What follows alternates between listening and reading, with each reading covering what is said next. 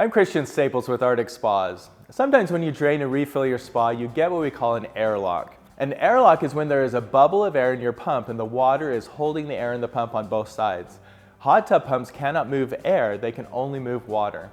The pump continues to spin, but the water is not flowing. This will mean that your spa will not heat or filter the water, which pretty much means you are not using your spa until you get this fixed. The good news is this is an easy fix, just 5 to 10 minutes. To know if you have an airlock, you will typically see the flow error code on the screen. You can hear the pump number 1 running, but you cannot see any water movement through the jets.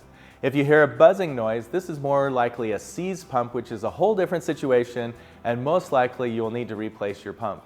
But if you hear the smooth motor noise of the pump and you do not see any water movement through the jets, this is an airlock and you can fix it. There are a couple of ways to get rid of an airlock. The easiest one is to turn pump number 1 on high speed by pressing the pump number 1 button. You can alternate every 10 seconds or so between the low speed and the high speed. Sometimes this will burp the pump enough that a little water will get into the pump.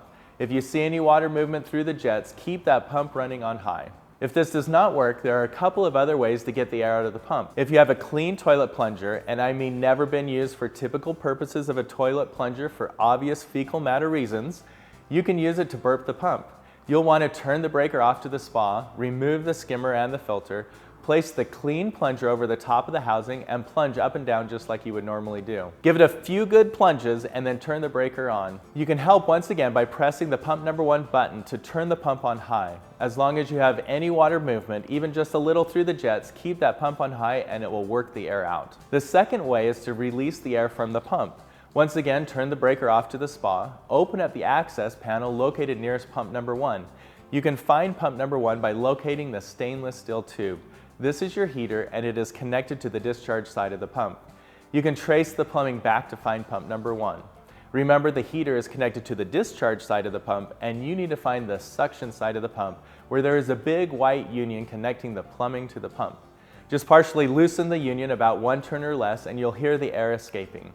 Once you see the water coming out, then tighten it back up. It will only take a couple of seconds to get the air out.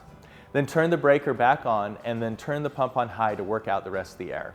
Sometimes this union is tight to loosen up. You can use a pair of channel locks if needed, but you should only hand tighten the union back up. It has to be snug but not torqued down with tools. You should now see water movement through the jets and the flow air has gone away from the top side. Your Arctic Spa will heat back up now and operate normally as it should. I hope this helps you solve a simple problem that does not allow you to use your hot tub, as the hot tub will not heat back up as long as it is reading flow.